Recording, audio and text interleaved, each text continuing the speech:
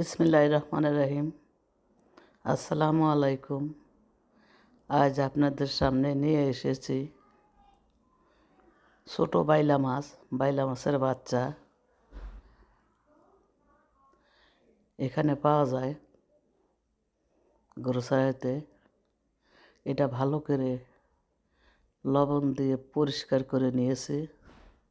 তারপরে দেখেন মূলা, এটা চায়না দোকান থেকে এনেছি। একটা মূলা 5 কেজি ওজন, তার 4 ভাগের 1 ভাগ নিছি। আর পেঁয়াজ নিয়েছি। এই মূলায় বাংলাদেশের মূলার মতো তেমন গন্ধ না, অল্প একটু আছে। এটাকে আমি সুন্দর করে চিকন চিকন করে কেটে নেব। আর পেঁয়াজ, কাঁচামরিচ, আর দেব একটু রসুনের পেস্ট, আর দেব হলুদের অল্প একটু, আধা চামচের মতন, আর দেব মরিচের গুঁড়া। আর কিছুই দেব না। এগুলা দিয়ে আমি বাইলা মাছের চচ্চড়ি রান্না করব। সাথেই থাকবেন। আমি একটা ফ্রাই প্যান টেবিলেই নিয়ে এসেছি। এখন এর ভিতরে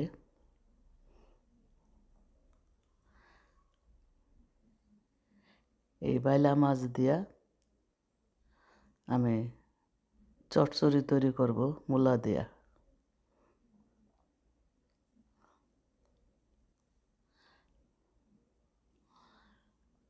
এখন আমি পেঁয়াজটা দেব, কাঁচামরিচ,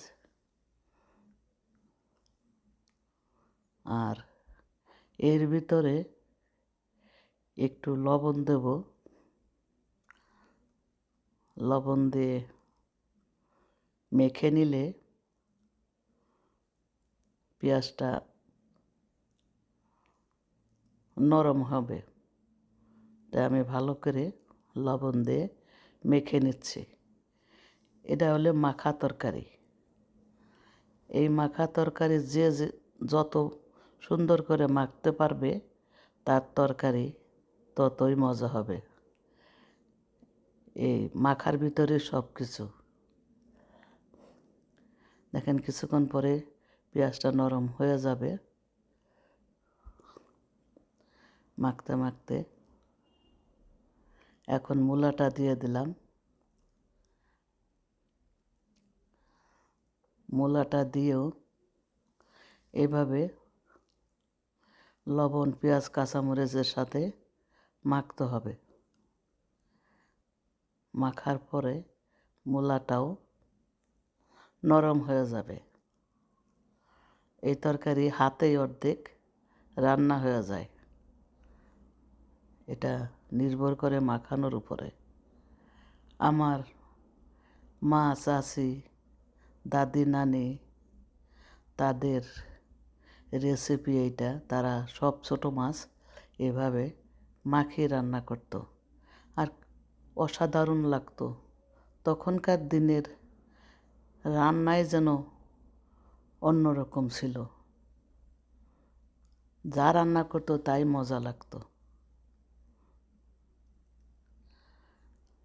তা আপনারা যারা সেই দিনের খেয়েছেন তারাই মনে করবেন। এখন একটু হলুদ দিয়ে দিলাম।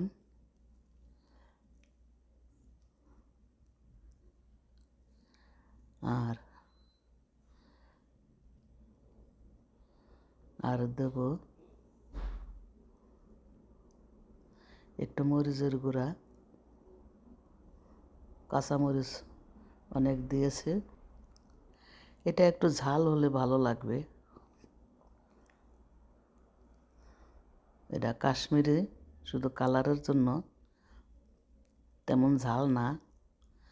আর দেব একটু রসুনের পেস্ট। ধইনা, জিরা, আদা এগুলো এর ভিতর যাবে না।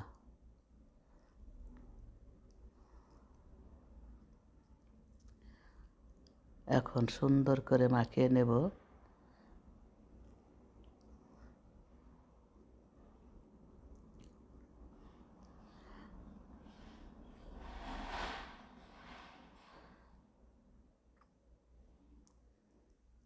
মাখানোর উপর নির্ভর করবে এই তরকারিটার টেস্ট। যে যত সুন্দর করে মাখাতে পারবে তার টেস্টি তরকারির সেরকম লাগবে। এখন সরিষার তেল দিয়ে দেব। মাছটা পরে দেবো, কারণ এত মাখাইতে মাখাইতে দেখা যাবে মাছের কোনো চিহ্নই পাওয়া যাবে না।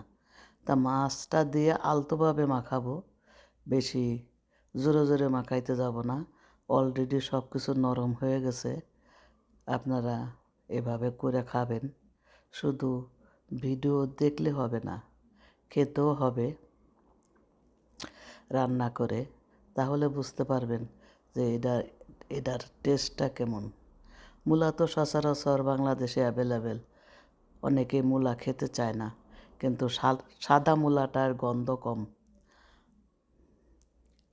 এখন মাছটা দিয়ে দেব।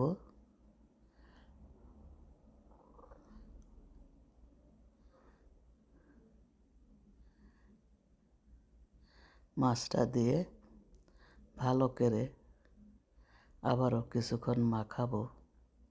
এবার জোরে জোরে মাখাবো না, আলতোভাবে মাখাবো। আশা করি আপনারা এটা জানেন। এটা ব্যাচেলার ভাইদের জন্য এটা সোজা রেসিপি। ধনেপাতাটাও দিয়ে দিলাম। সব কিছু দিয়ে মাখাবেন, ঢাইকা চুলায় দিবেন, হয়ে গেল। এটা খেয়াল রাখবেন যেন পুড়ে না যায়। যখন চরচর করবে নামিয়ে ফেলবেন, গরম ভাতে খাবেন, মজার মজা। এখন বেশি পানি দেব না। আমার হাতটা ধুয়ে অল্প একটু পানি দেবো এর ভিতরে। আর মূলা থেকে তো এমনিও পানি ওঠে। অল্প একটু পানি দিলাম। এখন চুলায় নিয়ে যাব।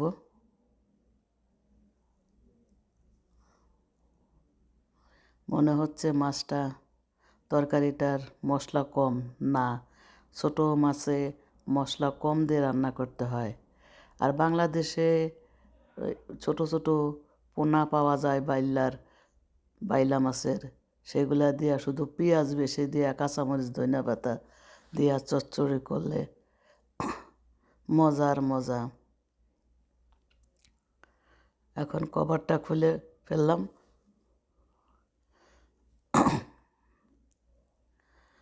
আর বেশিক্ষণ লাগবে না, পানি শুকিয়ে গেছে। এই পানিটা যখন টেনে যাবে, যখন চটচট শব্দ হবে, তখনই মনে করবেন যে আপনার চচ্চড়ি রেডি। একটা সাউন্ড আসবে। তা কাজেই চুলার কাছে থেকে দূরে থাকবেন না,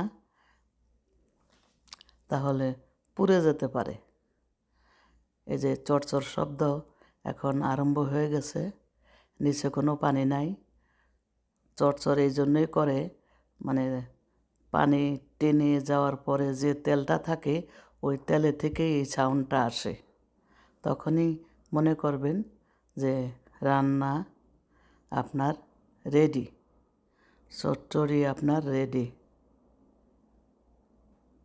দেখেন চচ্চড়ি আমার রেডি। আশা করি আপনাদের ভালো লেগেছে। সব কিছুই দেখিয়ে দিয়েছি, এভাবে করবেন আর খাবেন, দেখবেন অনেক মজা পাবেন। এটা আমার মা, নানি, দাদি তাদের রেসিপি। অনেক আগের, তারা এরম ছোটো মাছ সব সময় মাখিয়ে রান্না করত।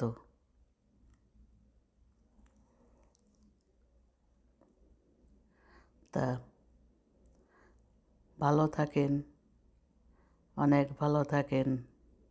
যদি আমার এই রেসিপি আপনাদের ভালো লেগে থাকে তাহলে লাইক কমেন্ট শেয়ার করবেন এবং সাবস্ক্রাইব করে দিবেন, পাশেই থাকবেন।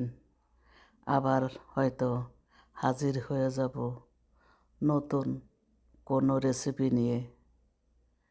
সাথেই থাকবেন, বাকি আল্লাহ ভরসা। তা আসসালামু আলাইকুম।